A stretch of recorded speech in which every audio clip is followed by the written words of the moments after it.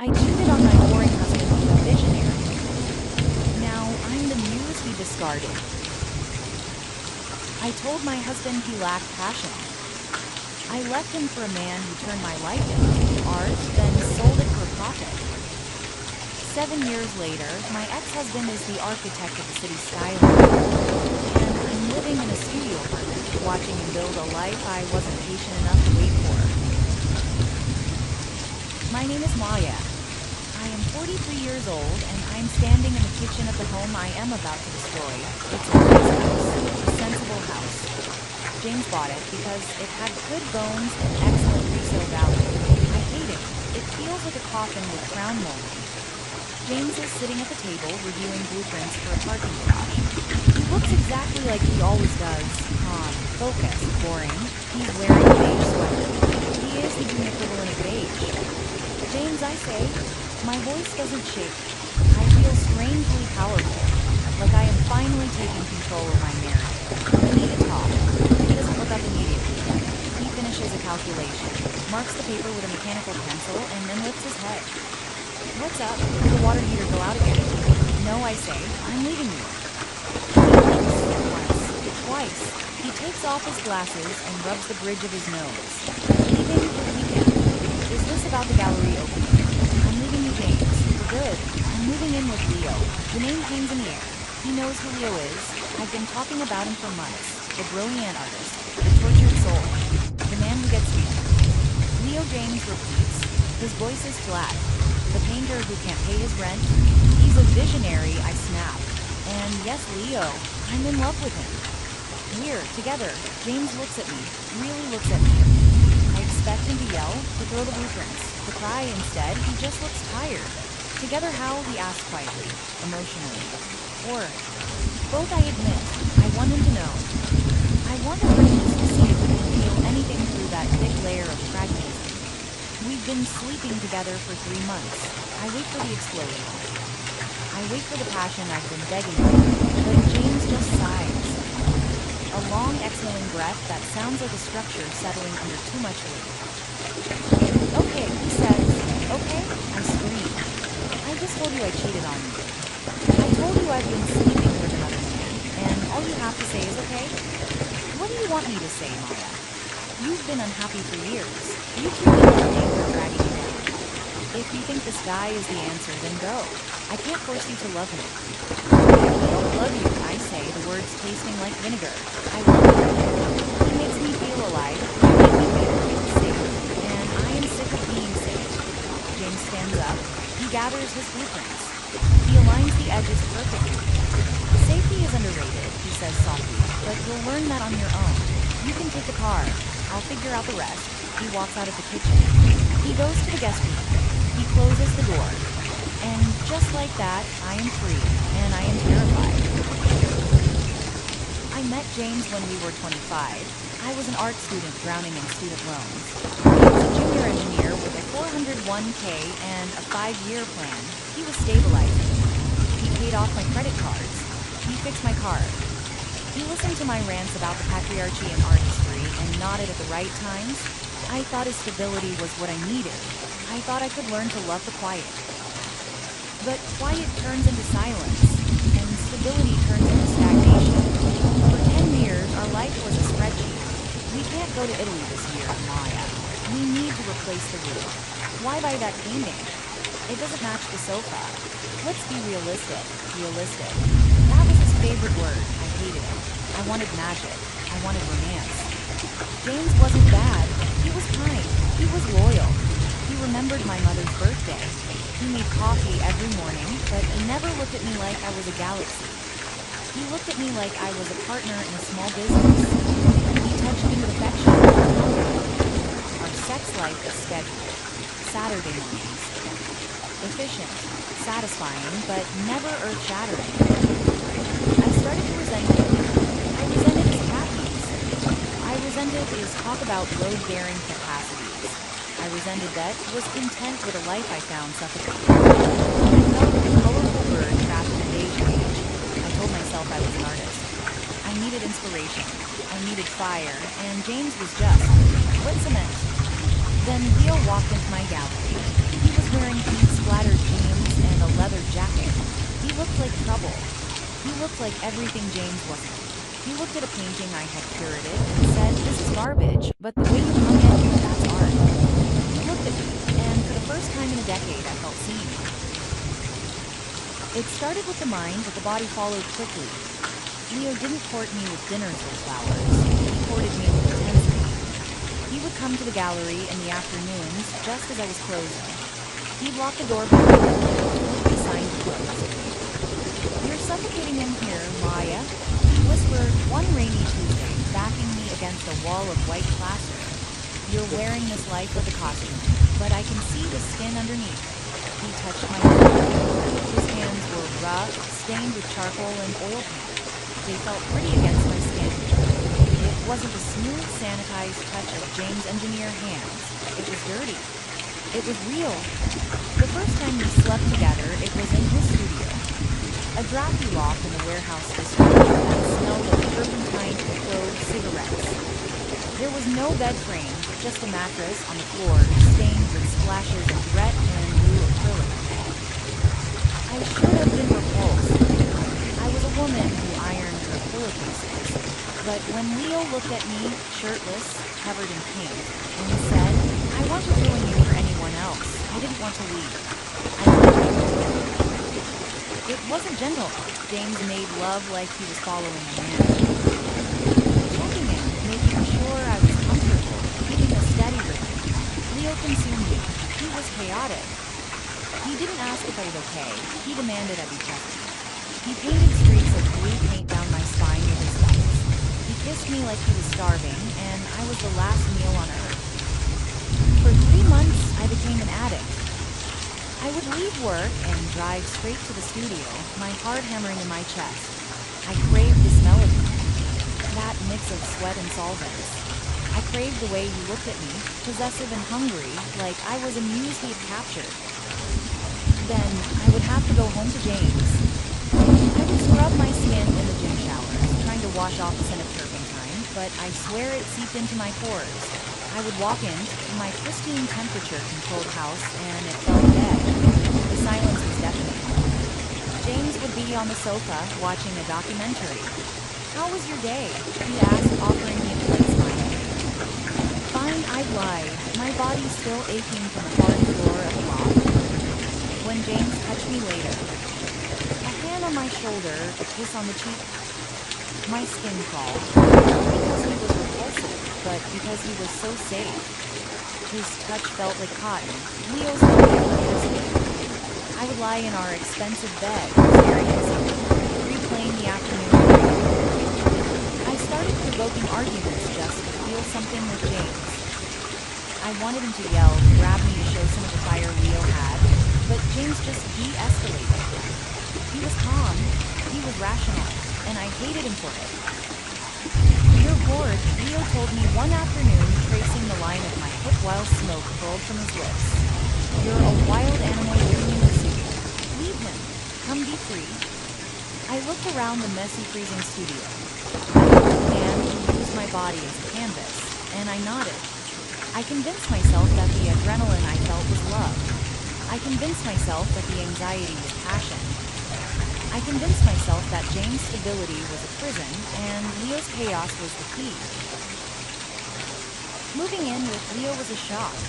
The bohemian charm of the loft wore off after 3 days when I realized there was no hot water, and the rustic brick walls lit in freezing drafts. Leo didn't believe in schedules. He didn't believe in cleaning. He painted at 3 a.m., blasting music, and slept until noon. "We need to buy groceries," I said one weekend. "I'm broke until I sell this piece," Leo shrugged. "Use your savings, it's for us." So I did. I bought the food.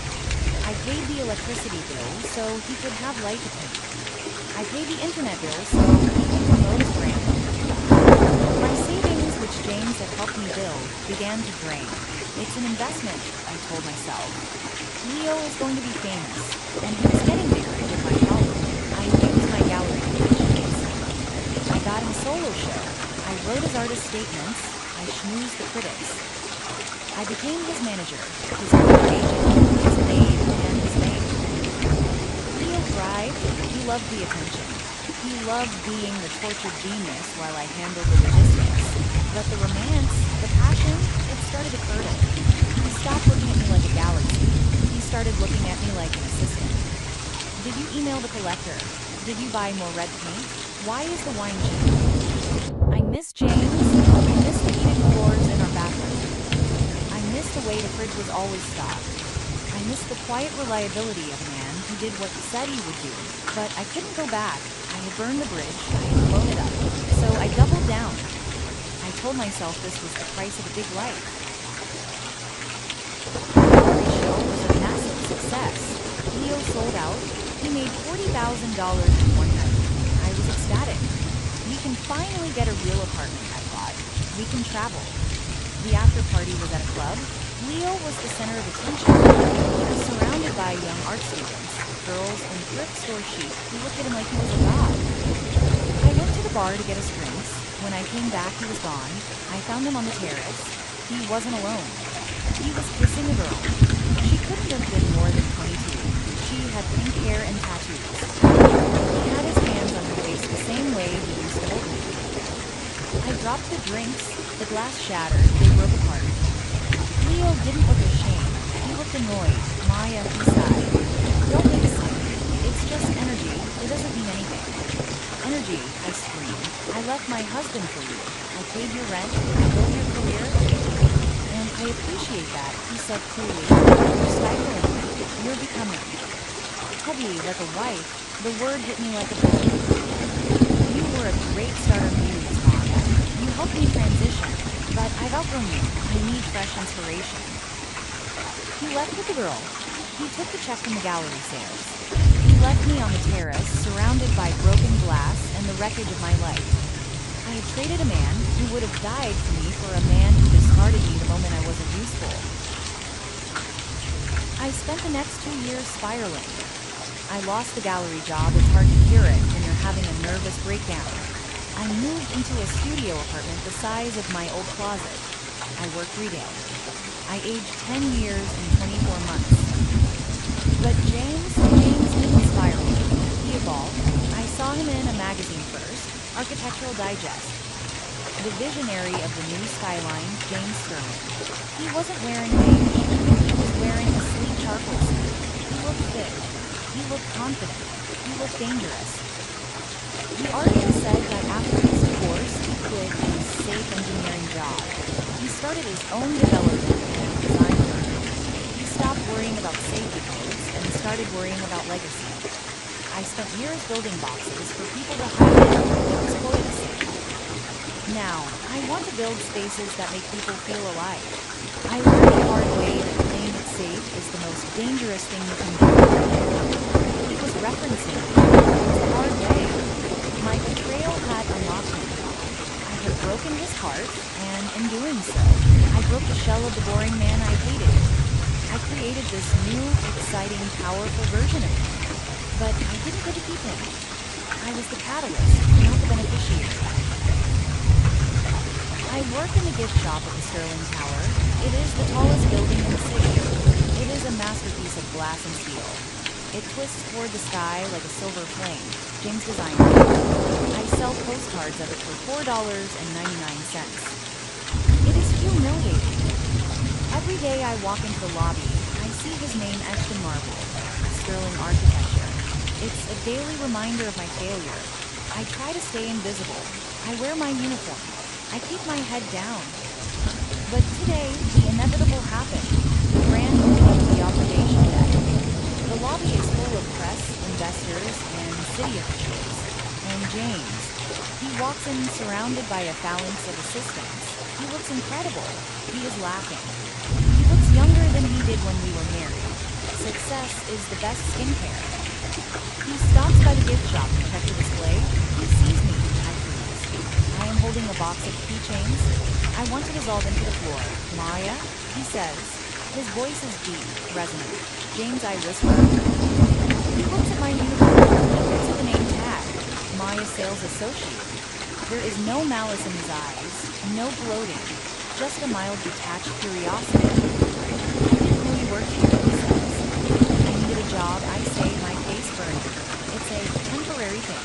It's been 2 years. It's a beautiful building, James. You did amazing work. Thank you, he says, with a passion project. A woman walks up to him. She is elegant. She is wearing a dress that costs more than my annual rent. She touches his arm. Familiar. Possessive. Ready, darling. The mare is waiting. James smiles at her. A smile I haven't seen in years. A smile I threw away. In a minute, he tells her. He turns back to me. He reaches into his pocket and pulls out his wallet. I actually need a postcard, he says. For my mom, she collects them. He hands me a $20 bill. Keep the change. I take the money. My fingers brush his. His hand is warm, steady, the hand I used to push away. Thank you, I choke out. Good to see you, Maya, he says, and then he walks away. He doesn't look back. He goes up the elevator to the sky he owns, and I stay in the lobby selling souvenirs of his success. I watch him leave. I look at the woman on his arm. She isn't an artist. She isn't a wild soul. She looks like a partner. She looks like peace. She looks like someone who appreciates the foundation he builds. I think about Leo. I heard he moved to Berlin. He's probably sleeping on another woman's floor, telling her she's a muse, drinking her wine. He hasn't produced a painting in years. He was a fraud. A parasite wrapped in a scarf. I think about the life I had with James, the Sunday mornings, the coffee, the safety. I thought it was a cage. I didn't realize it was a cocoon. I broke out too early and I froze to death. James is the visionary now. He is the artist. I told him he lacked passion. I was wrong. He had passion, he just funneled it into us, into our home, into our future, and when I destroyed us, he funneled it into the world. I close the register, my shift is over, I have to catch the bus back to my studio. The bus ride takes 40 minutes. I have 40 minutes to think about the $20 in my pocket. I cheated to feel alive. I wanted fireworks. I wanted a movie romance. I got it. I got the drama. I got the climax. And now I am living in the credits and the screen is black. I wanted a man who understood art. James understands structure. He understands that you can't have a beautiful view if the building collapses. I knocked down the load-bearing walls of my life because I didn't like the wallpaper. And now I am sitting in the rubble. I miss him. Not because he's rich, not because he's famous. I miss him because he was my friend. He was the one person who actually cared if I lived or died. Leo didn't care. Leo just wanted a mirror to reflect his own ego. James wanted a partner. I stand at the bus stop. I look up at the Sterling Tower. The lights are coming on. It is glowing against the twilight. It is the most beautiful thing I have ever seen, and I helped build it. Not with my support, but with my cruelty. My betrayal gave him the freedom to be great. I get on the bus, I sit in the back. I look at the postcard James bought. It's a photo of the building's spire piercing the clouds. I cheated on my boring husband with a visionary. And in the end, the boring husband became the visionary, and the visionary became a memory. And me. I'm neither. I'm just a lesson, a cautionary tale. I am the woman who held a diamond and traded it for a piece of glass because the glass sparkled more in the sun. Now it's dark, and the glass is just glass, and the diamond is shining in someone else's hand.